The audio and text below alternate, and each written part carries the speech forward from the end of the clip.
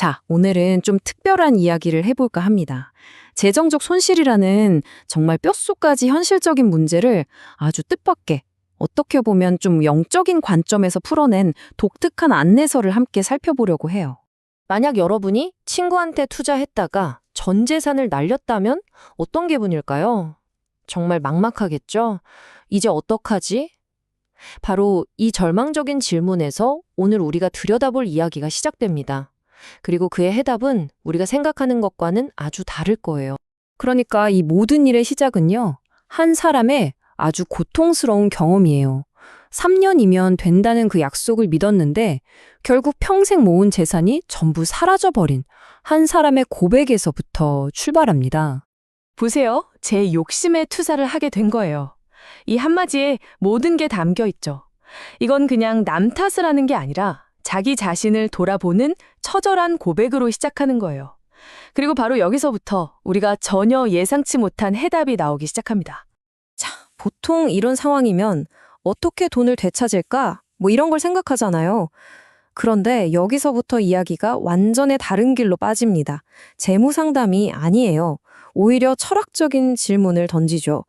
만약에 돈이라는 게 그냥 종이 쪼가리가 아니라 우리를 시험하러 온 하나의 인격체, 어떤 존재라면 어떨까요? 이게 바로 이 이야기의 핵심입니다. 돈이 나한테 온 건 내가 그걸 가질 자격이 있는지 테스트하러 왔다는 거죠. 그러니까 돈을 잃었다는 건 그 시험에서 뚝 떨어졌다는 뜻이 되는 거고요.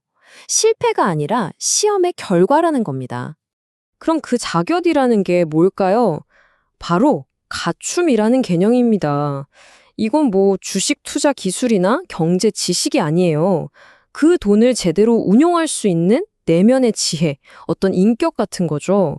이게 부족하면 아무리 똑똑해도 결국 잘못된 판단을 하게 된다는 겁니다.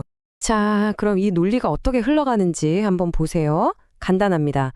첫째, 내 안에 갖춤이 부족해요. 그럼 둘째, 자연스럽게 판단력이 흐려지죠. 그때 셋째, 돈이라는 시험지가 깍 도착하는 겁니다. 결과는 넷째, 자산을 잃게 되는 거죠. 모든 게 내면의 문제에서 시작된다는 아주 명확한 그림입니다. 근데 여기서 궁금한 게 생기죠? 왜 하필 지금? 이런 돈의 시험이 더 중요해졌을까? 이 이야기는요, 그 답을 찾기 위해 시야를 엄청나게 넓힙니다. 우리가 사는 이 시대 자체가 완전히 바뀌었다는 아주 거대한 이야기를 꺼내들어요. 아니, 글쎄, 2012년 12월 21일. 아주 구체적인 날짜를 딱 찍어서 말합니다. 이날을 기점으로 우주적인 시대가 바뀌었다는 거예요. 그전까지는 개인을 위한 사적인 시대였다면 이날 이후로는 모두를 위한 공적인 시대가 열렸다는 거죠. 이게 그냥 다 같이 잘 살자 같은 뻔한 얘기가 아니에요.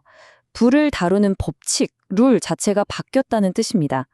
예전 사적 시대에는 나랑 내 가족만 잘 살면 됐어요. 하지만 지금 이 새로운 공적 시대에는요, 공동체에 기여하지 않는 부는 결국 이 시험을 통과하지 못하고 사라지게 된다는 겁니다. 굉장히 파격적인 주장이죠. 그래서 기존의 가르침들, 종교나 학교에서 배운 것들은 이제 초등학교 수준이라는 거예요. 우린 이미 졸업했는데 계속 초등학교 교과서만 붙들고 있으면 되겠냐는 거죠. 새로운 시대에는 새로운 공부, 즉 대학교 수준의 공부가 필요하다는 아주 날카로운 지적입니다. 자, 그럼 다시 원래 이야기로 돌아와서 내 모든 돈이 사라졌어요. 과거의 성공 척도가 완전히 없어진 거죠. 그럼 나한테는 도대체 뭐가 남은 걸까요? 네, 숫자상으로는 그냥 0입니다. 제로, 텅 비어버렸죠. 객관적으로 보면 그냥 모든 게 끝난 것 같은 상황이에요. 하지만 이 이야기는 우리한테 장부를 다시 써보라고 말합니다. 진짜 자산은 통장에 찍히는 숫자가 아니라는 거죠. 당신에게 남은 진짜 자산은 바로 이거예요. 당신 주변의 사람들, 그들과 쌓아온 신뢰, 그리고 다른 사람을 위해 내가 무언가 할 수 있는 가능성. 이게 바로 당신의 진짜 재산이라는 겁니다. 핵심은 이거예요. 신이 우리에게 준 가장 큰 선물은 돈이 아니라 사람이라는 거죠. 돈은 우리를 웃게도 울게도 하지만 결국 내 곁에 있는 사람들이야말로 진짜 축복이라는 겁니다. 당신의 진짜 힘은 바로 이 인연에 있다는 거예요. 자, 그럼 이제 거의 다 왔습니다. 이렇게 멋진 철학, 알겠어요. 근데 이걸 지금 당장 내 문제에 어떻게 적용해야 할까요? 마지막으로 이 자료가 제시하는 아주 구체적인 회복의 길을 한번 따라가 보죠. 자, 보세요. 첫 번째, 돈이 돌아올 거라는 기대를 버려라. 미련을 끊어내라는 거죠. 두 번째, 이건 내 잘못이었음을 인정해라. 남 탓하지 말고 하늘을 내 잘못을 고하라는 거예요.